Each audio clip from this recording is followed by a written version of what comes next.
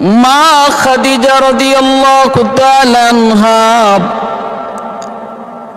3 শর্তের মাধ্যমে আমার নবীর পবিত্র বিবি হওয়ার সৌভাগ্য লাভ করলেন।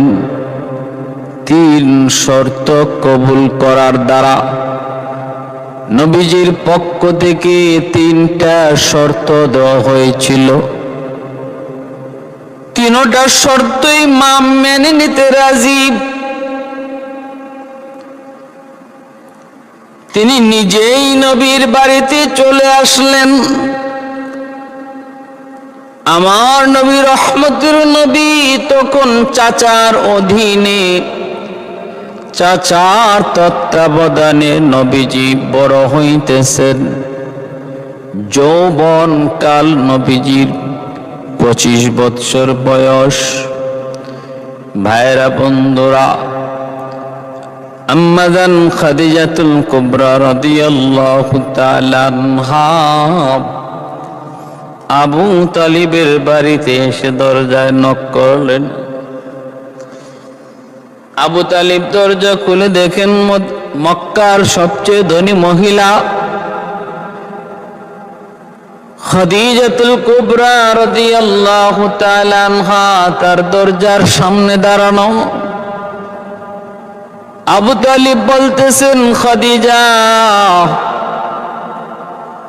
গরিবের বাড়িতে তুমি,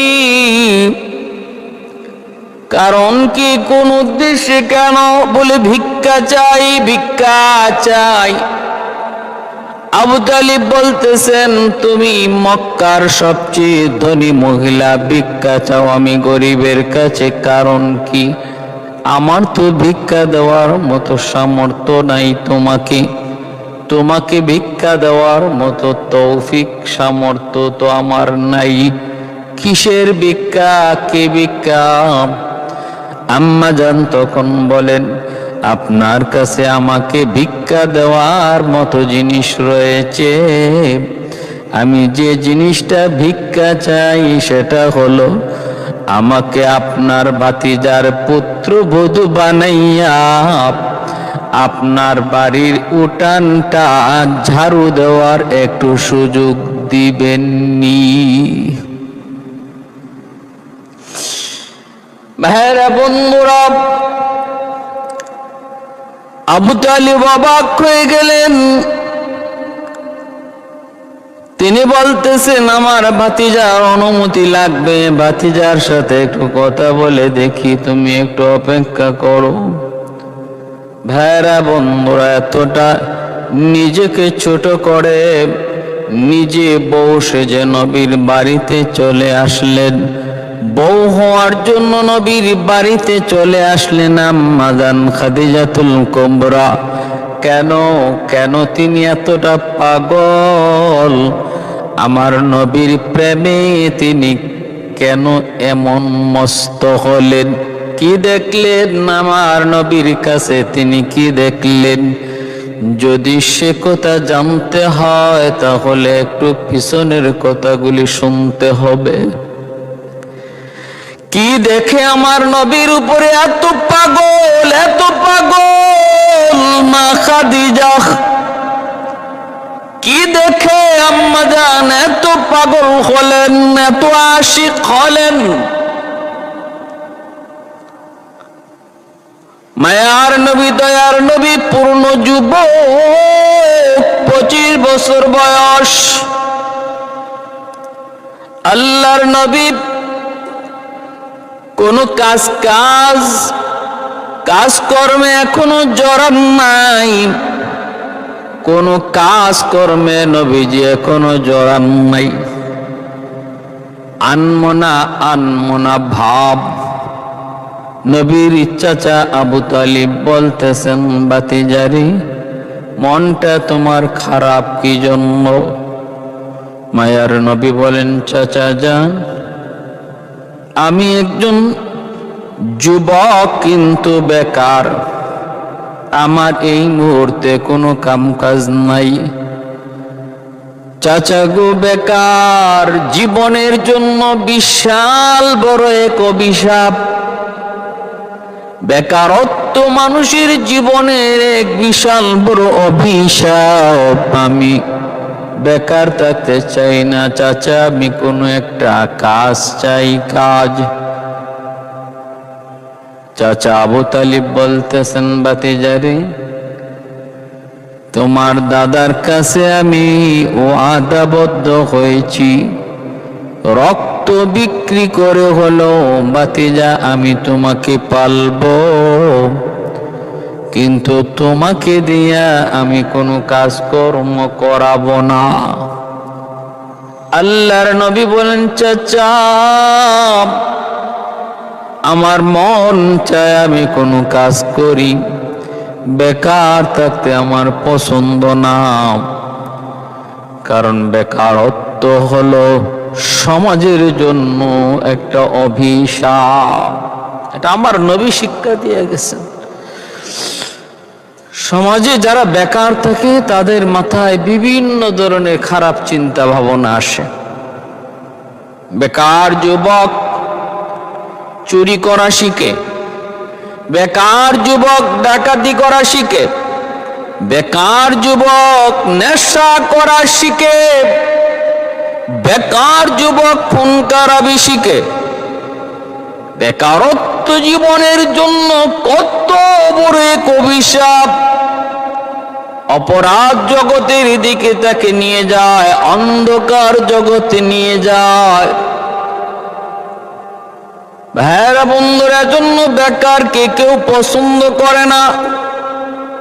বাবার যত বড় সম্পত্তি থাকুক, সন্তান যদি বেকার থাকে তাহলে সেও পথভ্রষ্ট হয়ে যায়, বেলাইনে চলে যায়। বাবার সম্পদ থাকলেও বেকার ছেলে পথভ্রষ্ট হয়, লাইনচ্যুত হয়, নেশার জগতে চলে যায়। এমনি ভাবে ভাইরা অন্ধকার জগতে চলে যায়। কোন মহিলাও, কোন যুবতীও বেকার ছেলেকে বিয়ে করতে রাজি হয় না। যদি বলে ছেলে কি করে, কয় বেকার, কয়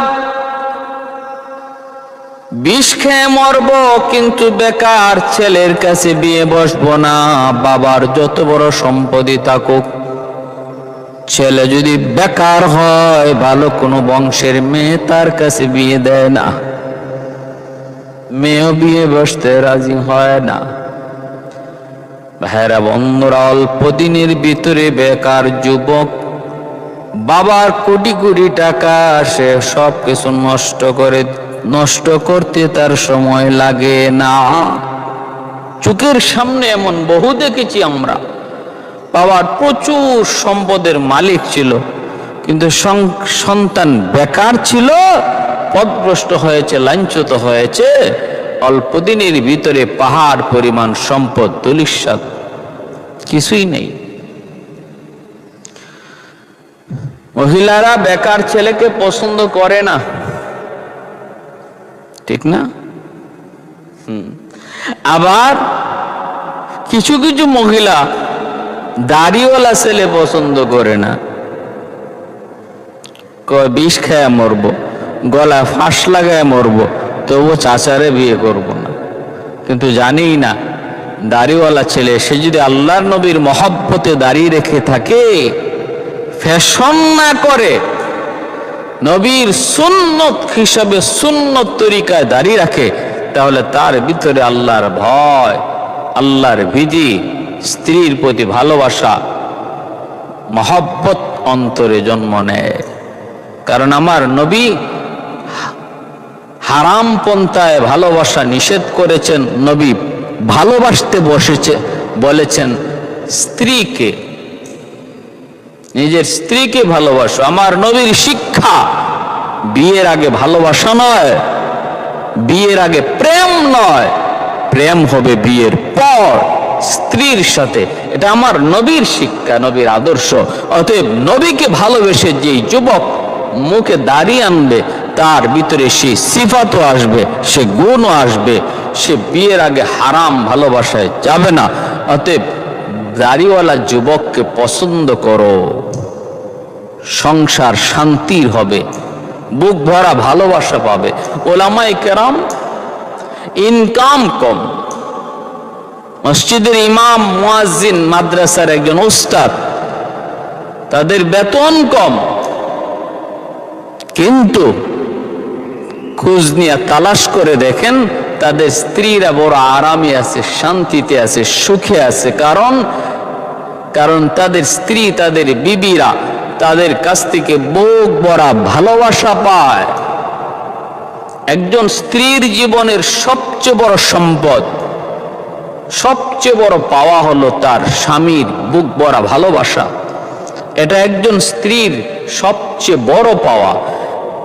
আর স্বামীর বুক ভরা ভালোবাসা যদি না পায়, আর যত যাই পাক, গাড়ি পাইছে, বাড়ি পাইছে, টাকা পাইছে, কিন্তু স্বামীর ভালোবাসা পায় নাই, এই স্ত্রী জীবনে কিছুই পায় নাই, তার মতো হতভাগা আল্লাহর জমিনে আর কেউ নাই। আরেকজন স্ত্রী স্বামীর গাড়ি পায় নাই, বাড়ি পায় নাই, কোন রকম চলতেছে, কিন্তু বুক ভরা ভালোবাসা পায়, দুনিয়াতে সবচেয়ে সুখী সেই মহিলা, সেই সবচেয়ে সুখী স্বামী নিয়ে সেই সুখে আছে। এজন্য আবু সুফিয়ানের মেয়ে উম্মে হাবিবা রাদিয়াল্লাহু তাআলা আনহা, তিনি যখন নবীর ঘরে, মক্কার লিডার আবু সুফিয়ান মেয়েকে দেখতে আসলেন নবীর ঘরে। কলিজার টুকরা মেয়ে উম্মে হাবিবা রাদিয়াল্লাহু তাআলা আনহা এসে তিনি দেখেন নবীর ঘরে ঠিকমতো চাল নাই, খেজুর পাতার ছাউনি, কোন রকম ভাঙ্গা একটা দেয়াল, বসার কোনো জায়গা নাই, ভালো একটা চেয়ার নাই, ভালো একটা বিছানা নাই। ডাক দিয়ে বলতেছে আবু সুফিয়ান, মা উম্মে হাবিবা, ও মা, বাবার ঘরে থাকতে তুমি কত রাজপ্রাসাদে ছিলে, থাকা খাওয়ার কোনো অভাব তোমার ছিল না।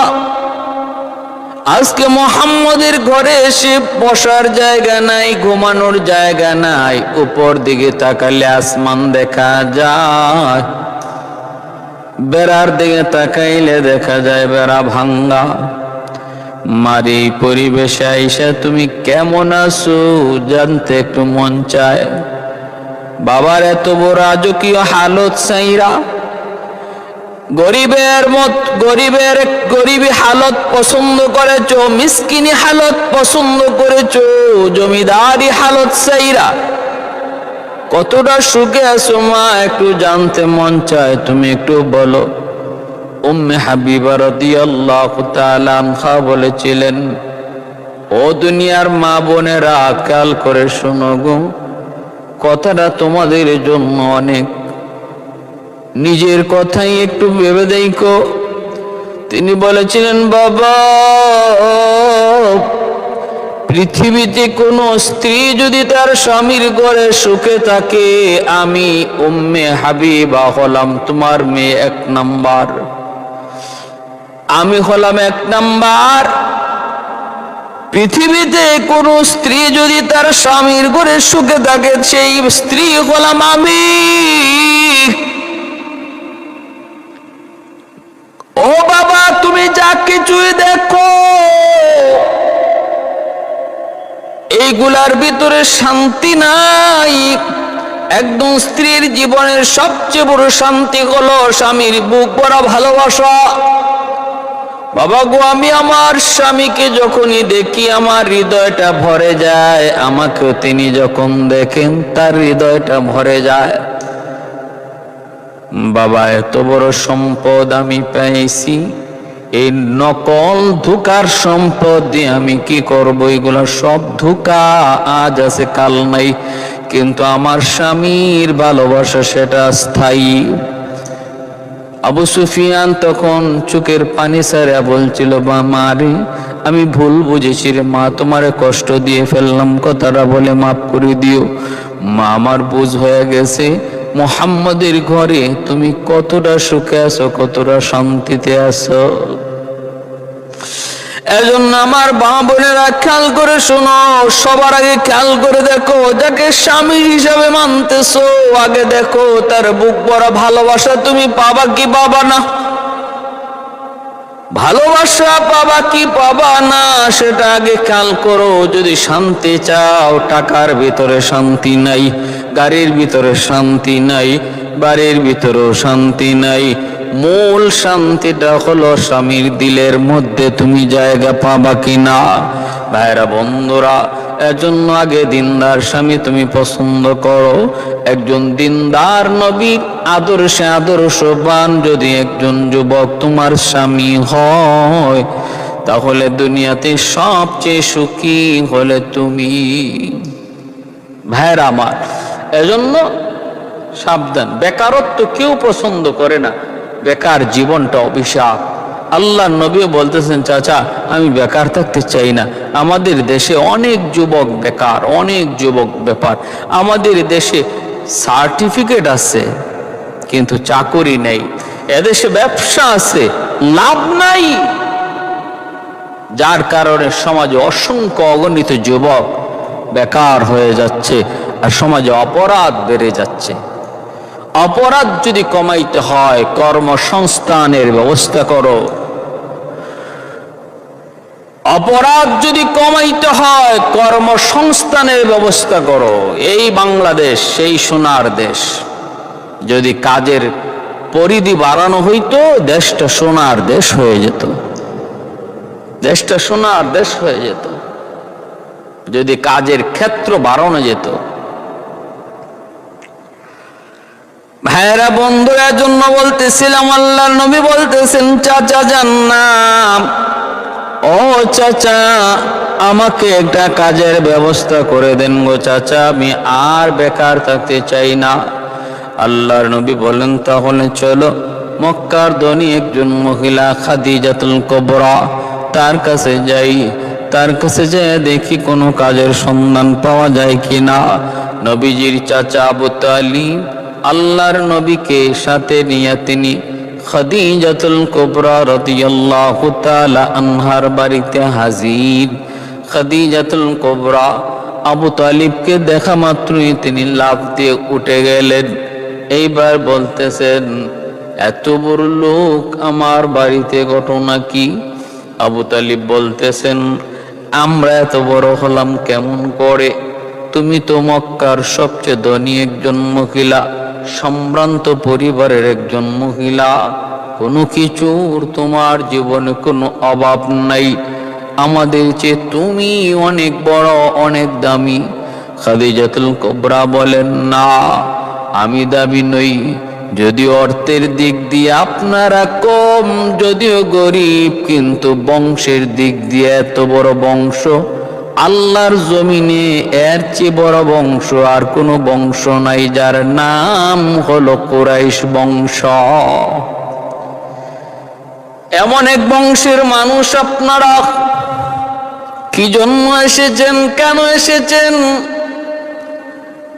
নবীজির চাচা আবু তালিব বলতেছেন, এই যে আমার ভাতিজারা নাম মুহাম্মদ, মা নাই বাবা নাই, আমার কাছে লালন পালন, আমার কাছে লালিত পালিত বড় হয়েছে। কাজ চায়, কাজ, কোন একটা কাজ চায়, চাকুরি চায়। তোমার তো ব্যবসা বাণিজ্যের কোনো অভাব নাই, কত সেক্টর তোমার কাজের রয়েছে, তোমার অধীনে কত চাকুরির ব্যবস্থা রয়েছে। এসেছি আমার ভাতিজাকে একটা চাকুরি দেওয়ার জন্য। আমার ভাতিজা সে শুধু সব সর্বদা কি যেন চিন্তা করে, কি যেন ভাবে। বাজে কোনো কথাবার্তা কয় না, বাজে কোনো খেলা, বাজে পোলাপানের সাথে যায়ও না। আমার ভাতিজা বাজে কোনো গল্প গুজব করে না।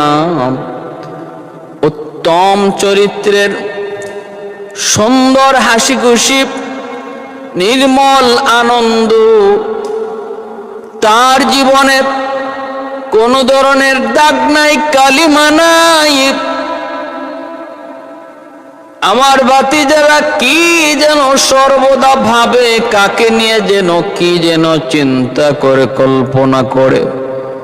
আমার নবী কি কল্পনা করে রে যুবক? আমার নবী কল্পনা করে, মালিক তুমি কোথায় আমাকে ধরা দাও। সুবহানাল্লাহ। আমার নবী তুই কল্পনা করে, মালিক কোথায় তুমি আমাকে ধরা দাও। আল্লাহ পাক রব্বুল আলামিনের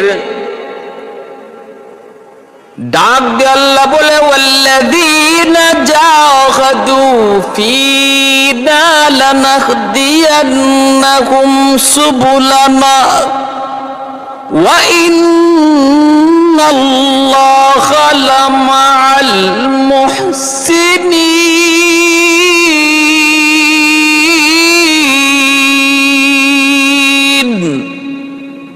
আল্লাহ পাক কয়, তুমি যদি আমাকে পাওয়ার জন্য চেষ্টা করো, আমাকে তালাশ করো, আমি আল্লাহকে পাওয়ার জন্য আমাকে তালাশ করো, তাহলে আমাকে পাওয়ার যতগুলি রাস্তা আছে সবগুলি আমি আল্লাহ তোমার জন্য আসান করে দিব, সহজ করে দিব।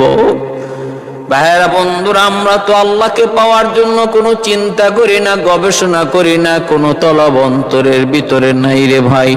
চলছি তো চলছি, কোনো ফিকিরি নাই, কোনো চিন্তা নাই। যারা আল্লাহকে পাওয়ার জন্য ভাবে, আল্লাহ তাদেরকে ধরা দিয়ে দেয়। আল্লাহ পাক সবগুলি রাস্তা তাদের খুলে দেয়। ভাইয়েরা বন্ধুরা, জন্য বলতেছিলাম, আম্মাদান খাদিজাতুল কুবরা রাদিয়াল্লাহু তাআলা আনহার কাছে নবীর চাচা আবু তালিব একটা চাকুরি চাইলেন।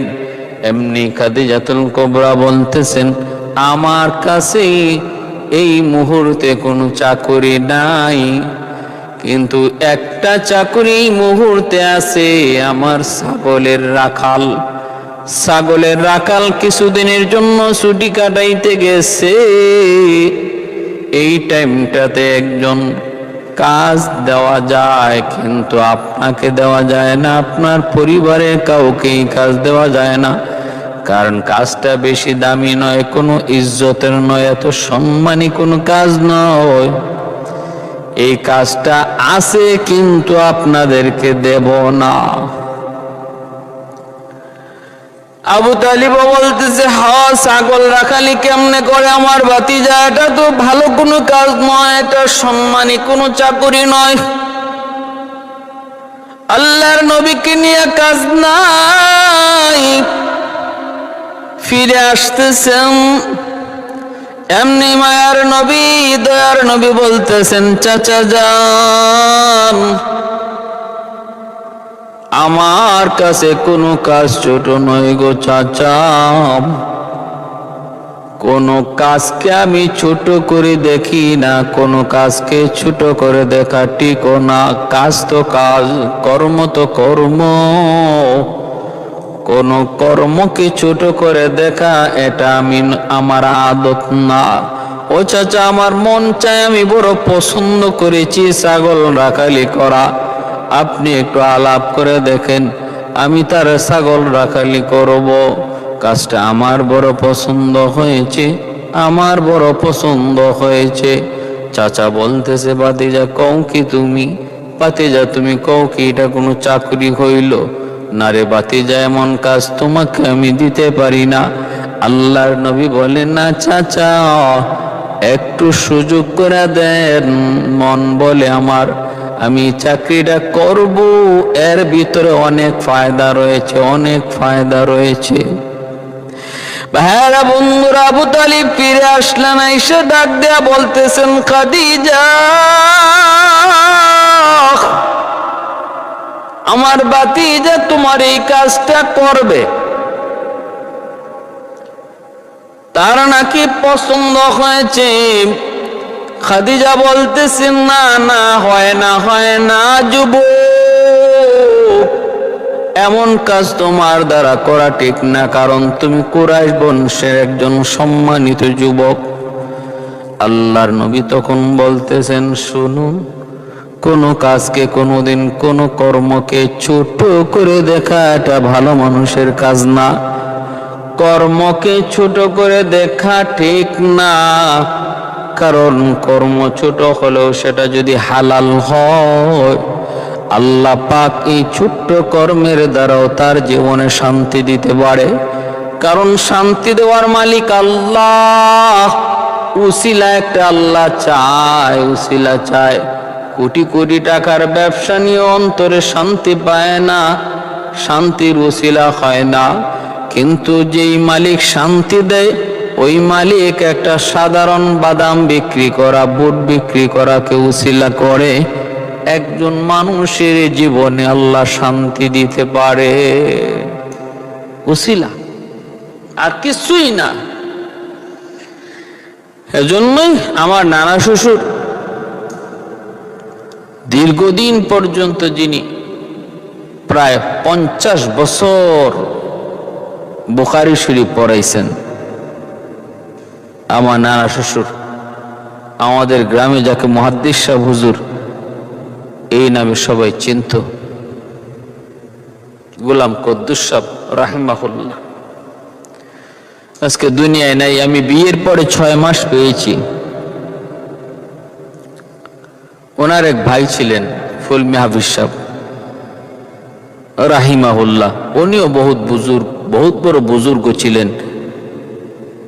আমার নানা শ্বশুরও বহুত বড় বুজুর্গ ছিলেন।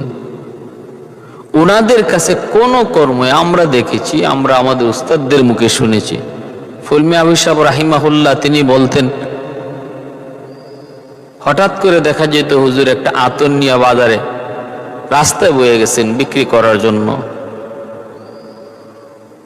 উনি বলতেন যে দেখো, এই গাড়ি ঘোড়ার মধ্যে বা লঞ্চের মধ্যে অনেকে বাদাম বিক্রি করে, বুট বিক্রি করে, এগুলো বিক্রি করো, 100% হালাল ব্যবসা, এটাকে তুচ্ছ মনে করো না। ইনি নিজেও এমন কাজ করে ফেলতেন, অথচ এত বড় বুজুর্গ, এত বড় আল্লাহওয়ালা, এত বড় মুহাদ্দিস, কর্মকে ছোট করে দেখেন নাই।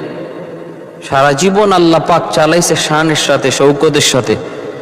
কিভাবে চলছেন, কিভাবে খাইছেন, খরচও করতেছেন, বাজারে যাইতেছেন, বড় মাছটা কিনতেছেন, কিন্তু কিভাবে আসতেছে টাকা, কোত্থেকে আসতেছে কেউ জানে না। দেখে কি একটা আতর বেচেন, দেখে কি বাদাম বেচেন, দেখে কি বুট বেচেন। মানুষের দৃষ্টিতে, আমাদের দৃষ্টিতে এর থেকে কি বা লাভ হয় আর কি বা ইনকাম হয়? প্যারে হাজিরিন, এজন্য সর্বদা মনে রাখতে হবে রিজিকের মালিক আল্লাহ। এই কথার উপরে ইয়াকিন আর বিশ্বাস 100% রাখতে হবে। বাকি আল্লাহ কোনো না কোনো একটা উসিলা চায়। তোমাকে আমি রিজিক দেব, কিন্তু একটা উসিলা চাই। সে উসিলাটা বানাইতে যে আমি যদি একটা হালাল কর্ম করি, হালাল কাজ করি, সেটা ছোট্ট হোক, রিক্সাওয়ালা ভাইদের রিক্সা চালানো, গাড়ির ড্রাইভারদের গাড়ি চালানো, হ্যাঁ, মুদির দোকানদারের দোকানদারি করানো, রাস্তার ফুটপাতে জিনিস বিক্রি করা, এগুলাকে কখনো কেউ হেও চুকে দেখবো না, ছোট চুকে দেখবো না। এটা তাদের হালাল ব্যবসা।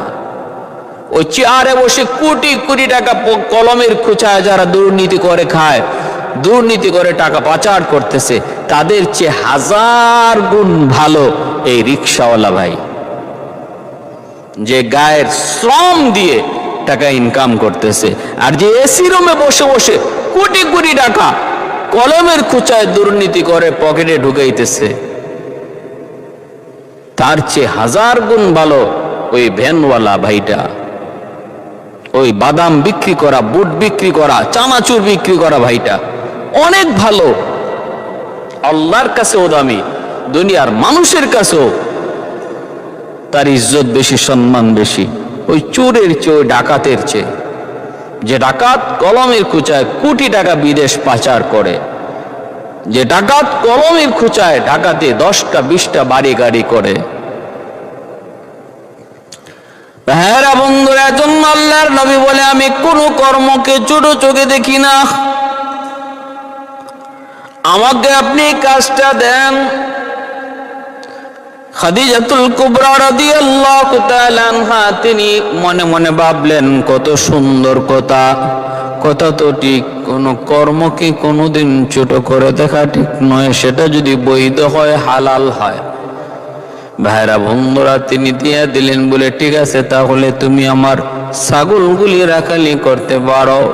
আল্লাহর নবী, রহমতের নবী আম্মা জান খাদিজাতুল কুবরা রাদিয়াল্লাহু তাআলা আনহার অধীনে সর্বপ্রথম ছাগলের রাখালির দায়িত্ব নিলেন, চাকুরি নিলেন।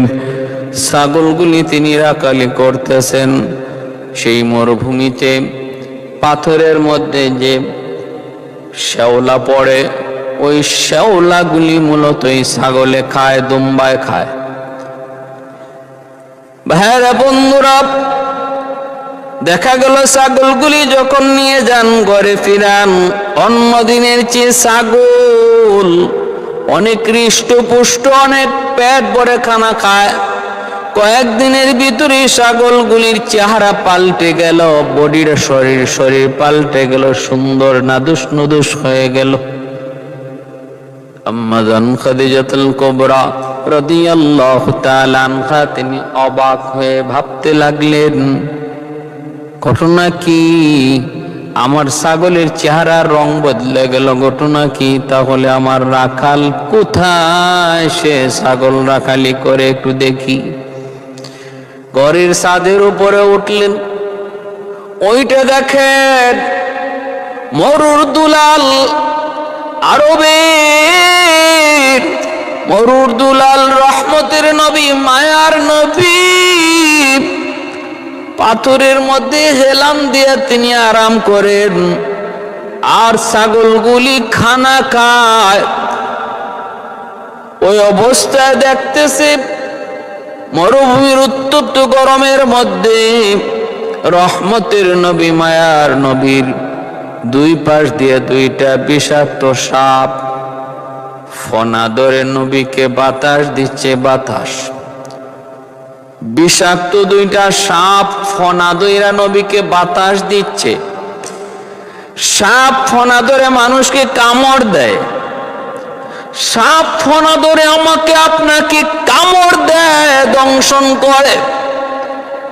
আর আম্মা জান ঘরের ছাদ থেকে দেখতেছে, হায় আমার ছাগলের রাখালকে সাপ বাতাস করে, বাতাস।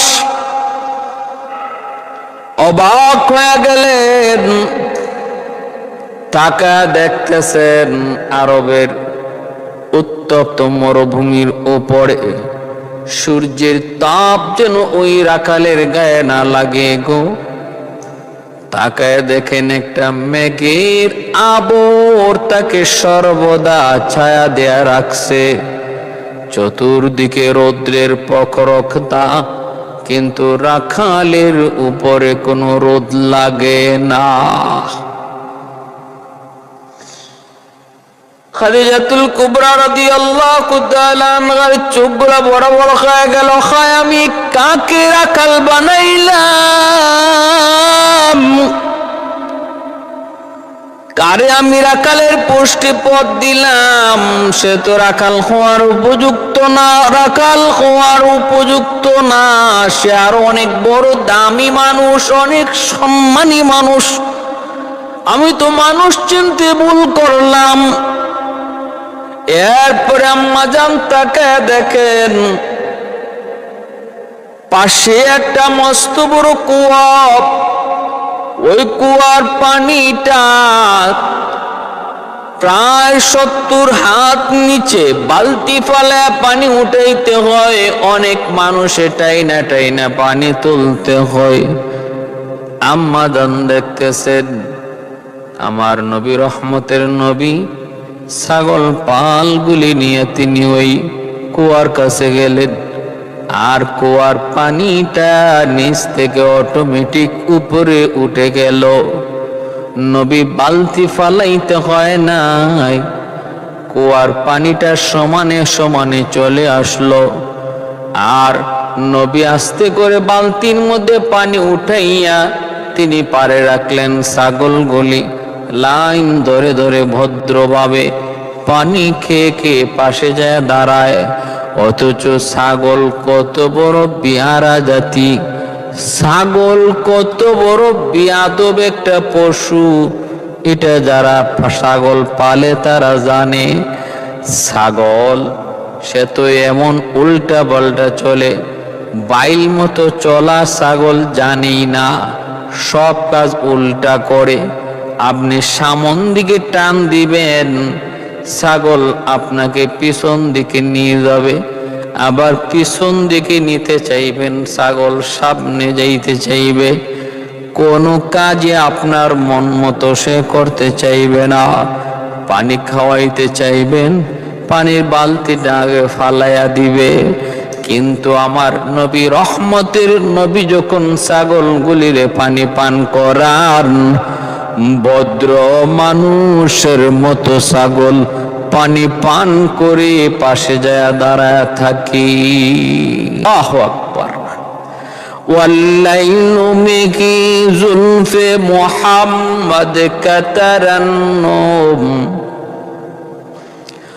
والليل مكي زلف محمد كترنم والشمس من رخسار أحمد كترنم والفجر में ही सुबह रिसालत की बशारत والعصر में है दौर नबूवत की बशारत हर फूल में है रूय मदीना का तबस्सुम शाखों की लचक में बेक़दा का तकल्लुम यासीन से मौला ने कभी उनको पुकारा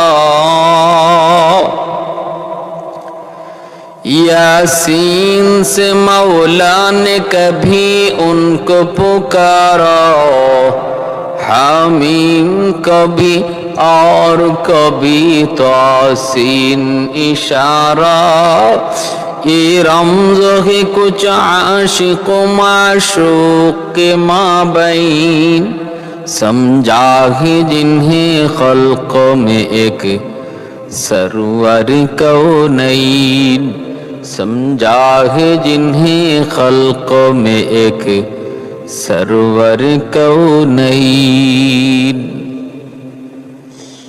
ভাইরা বন্ধুরা, দৃশ্য আম্মাজান খাদিজাতুল কুবরা রাদিয়াল্লাহু তাআলা আনহা তিনি দেখলেন, অবাক হয়ে গেলেন। এইবার তিনি ভাবতেছেন, যারে সাপে বাতাস দেয়, আকাশের মেঘ যারে ছায়া দেয়, ছাগলগুলি যার সামনে ভদ্রতা দেখায়, সে সাধারণ কোনো মানুষ নয়। আল্লাহ নবী আসা মাত্রই আম্মাজান খাদিজাতুল কুবরা তিনি তার ব্যবসার ম্যানেজার, সুপারভাইজার, ক্যাশিয়ার তাদেরকে তিনি ডাকলেন। ডাইকে তিনি সকাল বেলায় সবাইকে সম্বোধন করে বলতেছেন, শুনো, আমি একটা সিদ্ধান্ত নিয়েছি।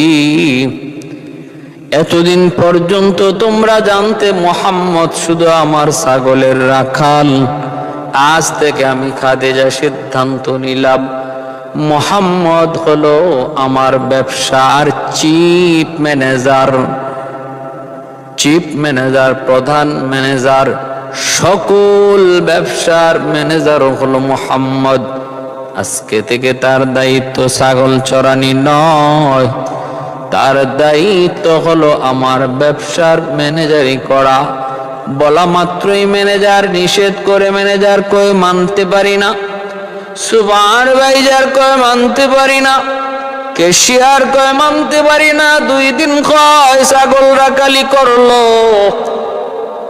2 দিন কয় চাকরিতে ঢুকলো, এত তাড়াতাড়ি তার এত বড় প্রমোশন কেমন করে হয়, কেমন করে হয়? আম্মাজান খাদিজাতুল কুবরা বলে, এর ম্যানেজার, ক্যাশিয়ার, এই সুপারভাইজার ভালো করে শুন রে, তোমাদের মানা না মানায় আমি খাদিজার কিছু আসে যায় না, কারণ আমি আমার রাখালের কাছে যা দেখেছি তোমরা তা দেখো নাই।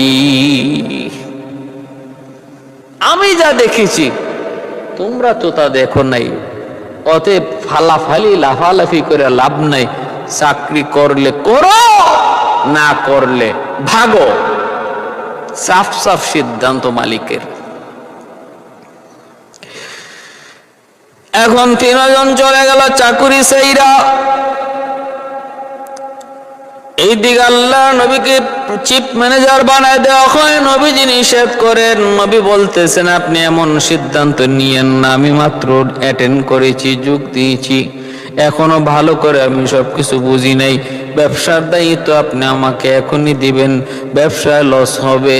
আম্মা জান খাদিজাতুল কুবরা বলেন, না, আমাকে বোঝানোর প্রয়োজন নাই, আমি কম বুঝি না, আমি বুঝেই এদুর পর্যন্ত আইছি। অতএব তুমি হবে চিফ ম্যানেজার, তুমি হবে আমার ব্যবসার পরিচালনাকারী। 90 দিনের জন্য তুমি শাম দেশে চলে যাও ব্যবসার জন্য।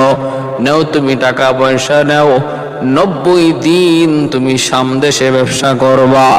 এই দিকে আমি সামাল দিচ্ছি। আল্লাহর নবীকে 90 দিনের জন্য শামে ব্যবসার উদ্দেশ্যে আম্মা জান খাদিজাতুল কুবরা তিনি পাঠায় দিলেন। তাই আমার বন্ধুরা আমার আরেকজন সিআইডি সাথে দিয়ে দিলেন। তুই শুধু দেখবি পথে ঘাটে কি হয়, একটু শুধু তুই লক্ষ্য রাখবি। ভাইরা বন্ধুরা, সিআইডি নবীর সাথে যোগ হয়েছে। আল্লাহ নবী ব্যবসার জন্য সামদেশে যাবেন। সিআইডি শুধু সবকিছু লিখবে, রাস্তাঘাটে কি দেখলো কি হলো, এই কাজগুলি সিআইডি লেখা দায়িত্ব। সিআইডি দেখে আল্লাহু আকবার মরুভূমি দিয়া এই মহামানবকে নিয়ে যায়। সিআইডি লেখে, হায় রে, আমি দেখি পাথরের কণাগুলি, ওখান থেকে একটা সালামের আওয়াজ ভেসে আয়, আসসালাতু আসসালামু আলাইকা ইয়া রাসূলুল্লাহ, আসসালামু আলাইকা ইয়া হাবিবাল্লাহ। আওয়াজটা শুনতে পাই পাহাড়ের পাথর, গাছ গাছালি সব কিছু থেকে আওয়াজটা আমি শুনতে পাই। সিআইডি তার খাতার মধ্যে সব লিখে আর বলতেছে, আমি দেখলাম একটা মেঘের আবর সর্বদা মরুভূমিতে আমাদেরকে ছায়া দিয়া নিয়ে যায়। প্রায়রা বন্ধুরা, এইভাবে যতগুলা সে সফরের মধ্যে দেখলো সবগুলা কারগুজারি সে লিখলো। 90 দিনে ব্যবসা তিনি গেলেন। এইদিকে ম্যানেজার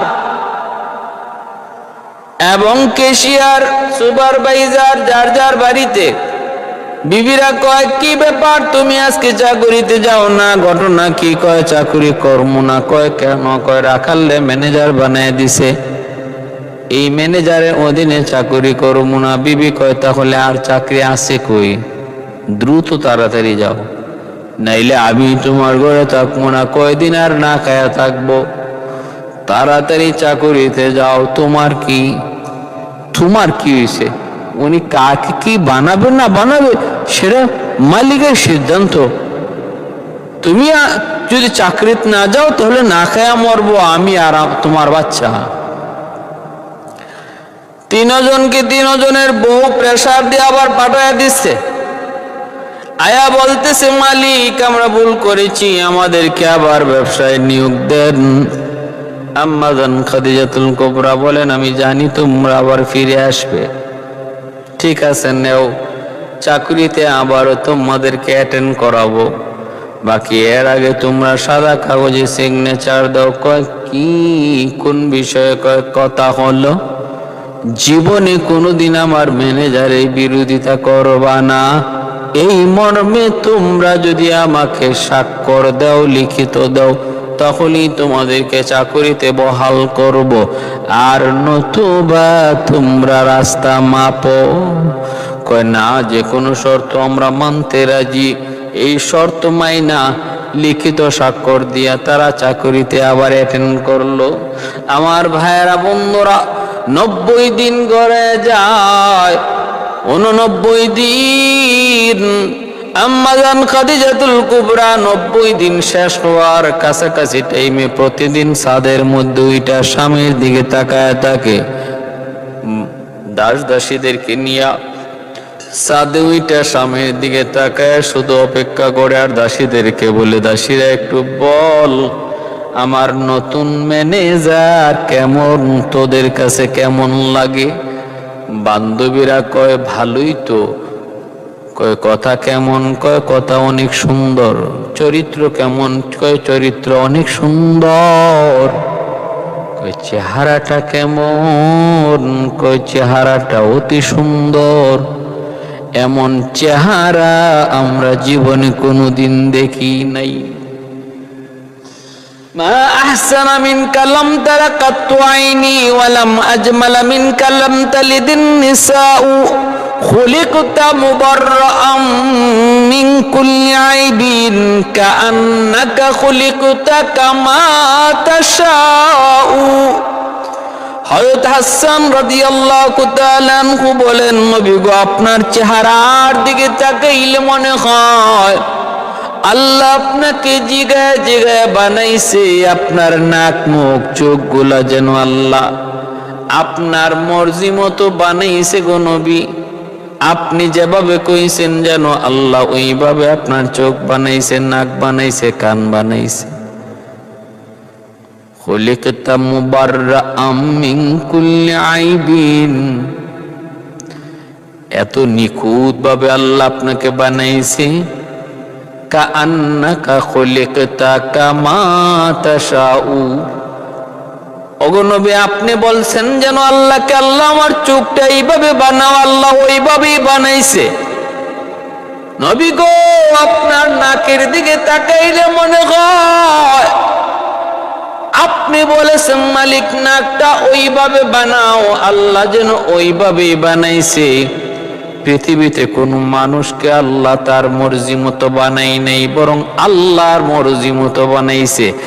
আর আপনার দিকে তাকাইলে মনে হয় আপনি যেভাবে কইছেন, কারণ পৃথিবীর শ্রেষ্ঠ চোখটা আল্লাহ আপনাকে দিছে, পৃথিবীর শ্রেষ্ঠ নাকটা আল্লাহ আপনাকে দিছে, পৃথিবীর শ্রেষ্ঠ কপালটা আল্লাহ আপনাকে দিছে, পৃথিবীর শ্রেষ্ঠ চুল মুবারক আল্লাহ আপনাকে দিছে, পৃথিবীর শ্রেষ্ঠ কান মুবারক আল্লাহ আপনাকে দিছে, পৃথিবীর শ্রেষ্ঠ দাঁত মুবারক আল্লাহ আপনাকে দিছে। অতএব মনে হয় যেভাবে আপনি চাইছেন ওইভাবে আল্লাহ আপনাকে বানায় দিছি। এত সুন্দর, এত সুন্দর আমার নবী, রহমতের নবী, মায়ার নবী। ভাইরা বন্ধুরা, ওই অবস্থায় আল্লাহর নবী, রহমতের নবীর সৌন্দর্যের প্রশংসা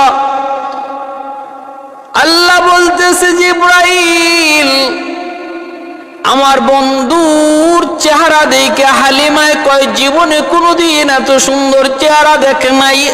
আমেনা কয় এত সুন্দর চেহারা কোনোদিন দেখে নাই। ও জিবরাইল, তুমি বলো আমার বন্ধুর মতো কাউরে দেখছো নি? জিবরাইল কয় মালিক, পৃথিবীর উত্তর থেকে দক্ষিণ, পূর্ব থেকে পশ্চিম তাম পৃথিবী সফর করেছি আমি জিবরাইল। ওগো মালিক, কসম করে বলি তোমার বন্ধুর মতো দ্বিতীয় আরেকজন আমি পৃথিবীর কোথাও দেখি নাই। এবার আল্লাহ বলতেছে, জিবরাইল আমি আল্লাহ কি বলি শোনো। তুমি কেমন করে দেখবা, হালিমা কেমন করে দেখবে, আমেনাও কেমন করে দেখবে, আমি আল্লাহ কি বলি শোনো। আমার বন্ধুর মতো এত সুন্দর করে আরেকজন পৃথিবীতে আমি আল্লাহ অতীতে বানাই নাই। এবং ভবিষ্যৎ বানাবো না। সুবহানাল্লাহ। এজন্য নবী কয় আনা মালিহুন ওয়া আখি ইউসুফ সবিহুন, আমি নবী হলাম সর্ব অঙ্গে সুন্দর, আর আমার ভাই ইউসুফ ছিল শুভ্র। ইউসুফ আলাইহিস সালামের সৌন্দর্য দেখে যদি মিশরের নারীরা তাদের হাত কেটে ফেলল, আম্মা জান আয়েশা সিদ্দিকা রাদিয়াল্লাহু তাআলা আনহা বলেন, তারা যদি আমার নবীকে দেখতো তাহলে হাত কাটা বাদ দিয়ে কলিজা কেটে ফেলতো, হুশ থাকতো না। সুবহানাল্লাহ। ভাইরা বন্ধুরা, আম্মা জান খাদিজাতুল কুবরা রাদিয়াল্লাহু তাআলা আনহা দাস দাসীদেরকে জিজ্ঞেস করে শুধু নবীর প্রশংসা শুনলে তার ভালো লাগে। বান্ধবীদেরকে জিজ্ঞাসা, বল না আমার ম্যানেজারের চেহারাটা কেমন, ঠোঁটটা কেমন, কপালটা কেমন, হাসিটা কেমন। ভাইরা বন্ধুরা, এইভাবে বান্ধবীরা যখন, এই দাস দাসীরা যখন প্রশংসা করে তিনি তখন হাসিতে তখন তার অন্তরটা হেসে উঠে, খুশিতে বাগবাগার বলতেছে, দাস দাসীরা শুন, আমার ম্যানেজার ফিরে আসা মাত্রই তোদেরকে মিষ্টি খাওয়াবো, তোদের যদ্দূর মন চায় তোরা তদ্দূর মিষ্টি খাবি। 90 দিনের মাথায় ছাদের উপর ওইটা আম্মা জান ছাদ থেকে নামে না, সারাদিন দাস দাসীদেরকে নিয়ে ছাদের উপর থেকে সামের দিকে তাকায় রইছে, কখন আমার ম্যানেজার ফিরবে গো, কখন আবার ম্যানেজার ফিরবে। হঠাৎ করে তিনি ডাক দেয়া বলতেছে, বা সখে আমার দাস দাসীরা শুনরে, তোদের মিষ্টি খাওয়ার সময় এসে গেছে, কিছুক্ষণের ভিতরেই আমার ম্যানেজার তোমাদের মাঝে আমাদের মাঝে চলে আসবে। দাস দাসীরা কয়, মালিক কেমন করে তুমি বুঝলা স্বামীর দিকে আমরাও তাকায় আছি, কেমন করে তুমি বুঝলা তোমার ম্যানেজার চলে আসছে। কয় রে সখীরা, দাস দাসীরা, ওই যে দেখ স্বামীর দিকে তাকায় দেখ,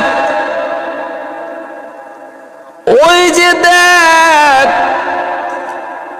আকাশে এক টুকরা মেঘের আবর, এক টুকরা মেঘের আবর দেখা যায়, তোরা দেখোনি? কয় দেখি তো। আম্মা জান তখন বলে, ওই মেঘের আবরটাই আমার ম্যানেজারকে ছায়া দিয়ে নিয়ে আসতেছে, কারণ এই মেঘের আবরের নিচে আমার ম্যানেজার দেখা যায় না এত দূর থেকে, কিন্তু মেঘের আবরটা দেখা যায়। এতে করে আমি বুঝে ফেলেছি, কারণ আমি তাকে যেদিন দেখেছিলাম মরুভূমিতে আমার ছাগল রাখালি করে, আর মাথার উপরে একটা মেঘের আবর তারে ছায়া দেয়, এই সেই আবর আমি দেখতেছি সামনের দিকে। অতএব আমি নিঃসন্দেহে বলতে পারি আমার ম্যানেজার আসতেছে, তোরা মিষ্টি খাওয়ার জন্য প্রস্তুত হয়ে যা। সুবহানাল্লাহ, সুবহানাল্লাহ। ভাইরা বন্ধুরা, জন্য বলতেছিলাম অল্প সময়ের ভিতরে দেখা যায় আমার নবী আয়েশা হাজির। তিনি তো সিআইডির কাছ থেকে সব রিপোর্ট গুলা পাইলেন। তাওরাত, ইনজিল, জাবুর কিতাবের পণ্ডিত ছিলেন আম্মা জান খাদিজাতুল কুবরা। ম্যানেজার কি ঘটলো সব সিআইডি যখন তার কাগজে কলমে শোনায়া দিল, এইবার তিনি তাওরাতের সাথে মিলান, ইনজিলের সাথে মিলান, জাবুরের সাথে মিলান, মিলায়া আম্মা জান সিদ্ধান্ত নিয়ে নিলেন।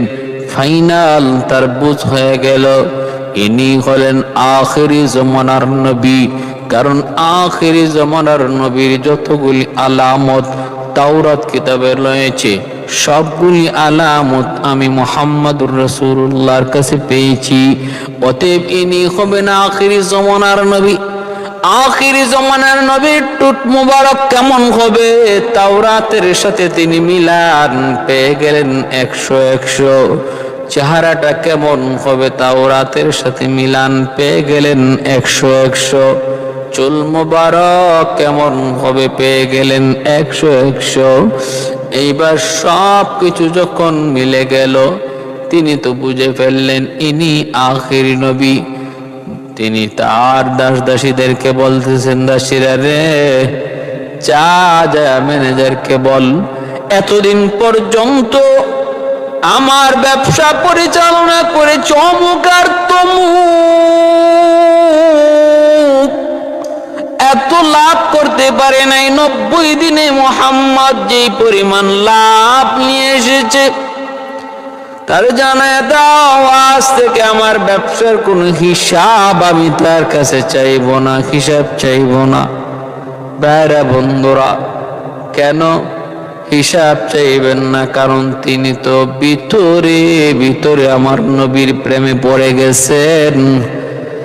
আমার নবীর মহব্বত তার অন্তর জুড়ে।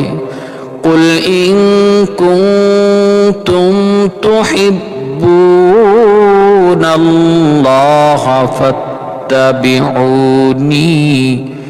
ইউহিব্বুকুমুল্লাহ ওয়া ইয়াগফির লাকুম যুনুবাকুম ওয়াল্লাহু গফুরুর রহিম।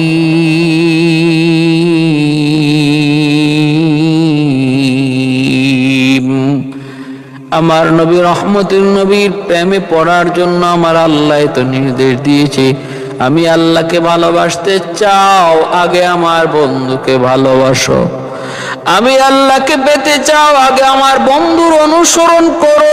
আমার বন্ধুর অনুসরণ ব্যতীত আমি আল্লাহকে পাওয়া যায় না। আমার ভালোবাসা আমার বন্ধুর ভালোবাসা ছাড়া পাওয়া যায় না, পাওয়া যায় না। বন্ধুরা, আল্লাহ নবী বলতেছে, না না, হিসাব যদি আমার কাছ থেকে না দেন আমি চাকরি করব না। কারণ আমি হিসাব যদি না দেই আমাকে বিভিন্ন জনে বিভিন্ন কথা পরবর্তীতে বলতে পারে, দোষ না করলেও আমাকে দোষী বানাইতে পারে। আমি এমনটা করতে রাজি না। এরপরে দিন যায়, পরের দিনই আম্মাজান খাদিজাতুল কুবরা, তার তো ঘুম ধরে না।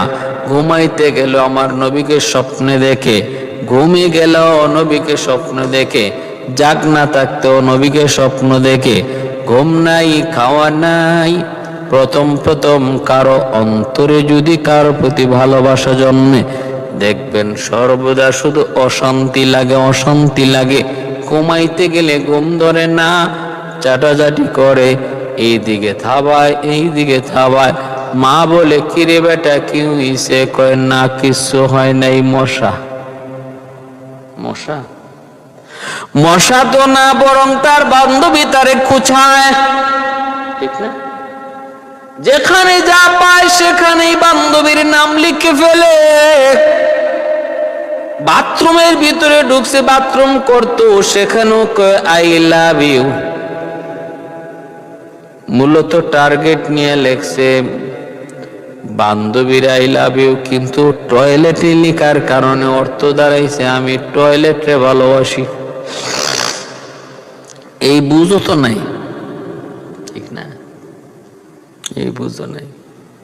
কত কিছুর মাঝে নাম যে লিখে যুবকরা প্রথম প্রেমে। হ্যাঁ, হুজুরে ওয়াজ করতেছে, আম্মাজান আয়েশা সিদ্দিকা রাদিয়াল্লাহু তাআলা আনহার ওয়াজ। আমার নবীর প্রতি কি পরিমাণ ভালোবাসা ছিল। মা আয়েশা রাদিয়াল্লাহু তাআলা আনহা কয়া যখন ডাক দেয়, তখন তো আলহামদুলিল্লাহ সুন্দর। ওয়াজ শেষ হয়েছে মাত্র, এখন দেখা যায় এক যুবক হুজুরে টাকা দেয়, হুজুর হাদিয়া 50টা টাকা। হুজুরে কয়ে, তুমি আমার হাদিয়া দিচ্ছ? একজন ছাত্র মানুষ আমারে হাদিয়া দিচ্ছ, টাকা পাইলা? কই, হুজুর টাকা যেখানেই পাইছে, হুজুর আপনার ওয়াজটা শুনে আজকে আমার দিলটা ভরে গেছে। কয়, তো ভালো কথা, আলহামদুলিল্লাহ। আমি তো আজকে নবীর পরিবারের সদস্যদের নিয়ে ওয়াজ করছি, তো তোমার কোন কথার মধ্যে দিলে লাগলো? কয়, হুজুর হুজুর আপনি তো আজকে মা আয়েশার ওয়াজটা করছেন হুজুর, আমি যারে ভালোবাসি হের নাম আয়েশা, যখনই আপনি আয়েশা কইয়া ডাক দেন তখনই আমার আয়েশার কথা মনে পড়ে যায়, আমার দিলটা তখন উতলায় উঠে। এই খুশিতে আমি আপনারে 50টা টাকা হাত দিয়ে দিছি। কি বুঝেন ভাইরা বন্ধুরা? জন্য বলতেছিলাম মা খাদিজাতুল কুবরা রাদিয়াল্লাহু তাআলা আনহা দাসদাসীদের মাধ্যমে আমার নবীর কাছে বিয়ের প্রস্তাব পাঠায়া দিলেন। যাও তোরা যায় বল, মুহাম্মদকে যায় বল আমি তারে বিয়ে করতে প্রস্তুত, আমি তার প্রেমে পাগল, আমি আর কিছু বুঝি না, আমি তার কাছে বিয়ে বসতে রাজি, সে বিয়ে করবনি। সখী যখন ইবান দাসদাসীরা আয়েশা আমার নবীকে আয়েশা বলতেছে, মুহাম্মদ কত অল্প দিনের ভিতরে তুমি এত উপরে উইটা গেলা, কপাল নিয়ে আইছিলা, একটা ভাগ্য লই আইছিলা, ম্যানেজার তো ম্যানেজারের দায়িত্ব পাইলা, হিসাব কিতাব দেওয়া লাগবে না। নবী কয় না আমার হিসাব দিয়াই আমি চাকরি করবো, না দিয়া চাকরি করবো না। কয় এই সুযোগ কেউ হাতছাড়া করে? নবী কয় আমার সুযোগ নেওয়ার দরকার নাই, দরকার নাই। আমাদের দেশের কোন দায়িত্বশীলকে সরকার যদি কয় তুমি সোনালী ব্যাংকের ম্যানেজার, তোমার চাকরি করো, ডিউটি করো, তোমার হিসাব লাগবে না, কি মনে করেন? হিসাব লইয়েই তো সরকারে কুল পায় না। কোটি কোটি টাকা কোন দিক দিয়ে যে বিদেশ পাচার করে দেয় খবর নেই। আর যদি সরকারে কইতো যে তোমার হিসাব আমি নিমু না, তাইলে উপায়টা কি হতো? ভাইরা বন্ধুরা, জন্য দেখা যায় কি আল্লাহর নবী রহমতের নবীর কাছে বিয়ের প্রস্তাব পাঠানো মাত্রই মায়ার নবী চাকরি চাইরা সোজা চলে গেলেন বাড়িতে। চাকরি চাইরা নবী রাগ করে চলে গেলেন বাড়িতে। আবু তালিব জিজ্ঞেস করে, ভাতিজারে ও ভাতিজা কেন চাকরি চাইরা চলে আসছো, ঘটনা কি? নবী বলতেছেন, চাচা যান চাকরিটা ভালোই ছিল কিন্তু মহিলা বেশি সুবিধা না। কয় কেন, কি হয়েছে? কয় আমারে বিয়ার প্রস্তাব দিছে। কোন তো চাচা, এটি কেমন হইল? আমি গেলাম তার এখানে চাকরি করতে, হে আমারে বিয়া করতো। নবী কই রে কও কি তুমি? এর বয়স 40, তোমার বয়স 25, এটা কেমনে হয়? কয় চাচা আমার কথা আপনি বিশ্বাস করেন না, আমি জীবন মিথ্যা বলছি। আবু তালিব বলল, হ চাচা বাবা তুমি তো মিথ্যা বলো না, তোমার কথা তো সত্য, কিন্তু এটা কেমনে? বলে কেমনে আমি জানি না, হে আমারে বিয়ে করব, আমি চাকরি চাইরে চলে আসছি। আল্লাহর নবী চাচা আবু তালিব কয়, ঠিক আছে ভাতিজা চাকরি লাগবে না, তুমি থাকো, কোনো কাজ কাম লাগবে না, আমি তোমারে খাওয়াবো। আল্লাহর নবী চলে আসলেন। পরের দিনই দেখা যায় আম্মা জান খাদিজাতুল কুবরা মায়ার নবীর খুঁজে তালাশে আবু তালিবের বাড়ির সামনে হাজির। হাত জোর করে দাঁড়াছে। আবু তালিব কয়, খাদিজা তুমি আরবের তোমার একজন ধনী ধনাঢ্য মহিলা, আমার বাড়ির সামনে ভিক্ষুকের বেশি কারণ কি? আম্মা জান খাদিজাতুল কুবরা বলে, আমি আপনার কাছে ভিক্ষা চাইতে এসেছি, ভিক্ষা। নবী চাচা আবু তালিব কয়, আমার কাছে ভিক্ষা দেওয়ার মতো তো এমন কোন সামর্থ্য নাই, তোমাকে ভিক্ষা দেওয়ার মতো আমার কোনো সামর্থ্য নাই। কি আছে আমার কাছে এমন যে আমি তোমার ভিক্ষা দিব? আম্মা জান বলতেছেন, আবু তালিব আমি এমন জিনিস আপনার কাছে ভিক্ষা চাই যেটা আপনার কাছেই শুধু আছে, আর কারো কাছে নাই। বলে কোন জিনিস? বলে সেই জিনিসটা হলো আপনার ভাতিজা মুহাম্মদ। সুবহানাল্লাহ, আপনার ভাতিজা মুহাম্মদ,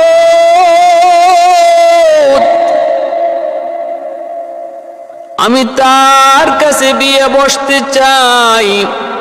আমাকে আপনি আপনার ছেলের বউ বানায়া গরিব এই বাড়ির উঠানটা ঝাড়ু দেওয়ার একটু সুযোগ করে দিন, সুযোগ করে দিন। আল্লাহর নবীর কথা এখন আবু তালিব বুঝলেন, ঘটনা তো আসলেই সত্য। দেখা যায় খাদিজা আমার ভাতিজার প্রেমে এত পাগল, যেই খাদিজাকে বিয়ে করার জন্য আরবের বড় বড় ধনী যুবকরা, ধনী ফ্যামিলির লোকরা পাগল। খাদিজা পাত্তাই দেয় না। হ্যাঁ, কোনো কি কয় নো চান্স,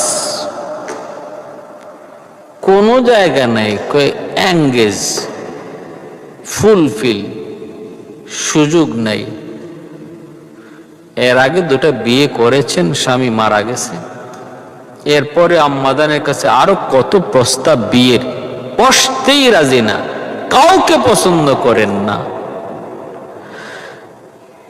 আবু তালিব বলতেছে, খাদিজা আমার ভাতিজার একটু জিগালো, এই ভাতিজা, ও ভাতিজার সুযোগ।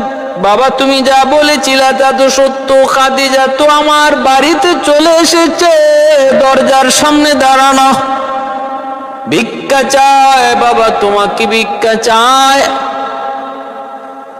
ও বাবা আমি কেমন করে জবাব দিব, সিদ্ধান্ত আমি দিতে পারি নাই, কারণ তোমার অনুমতি ছাড়া। বাবা তুমি রাজি নি? আল্লাহ নবী রহমতের নবী বলতেছেন, চাচা জান আমি রাজি আছি, তবে শর্ত আছে তিনটা।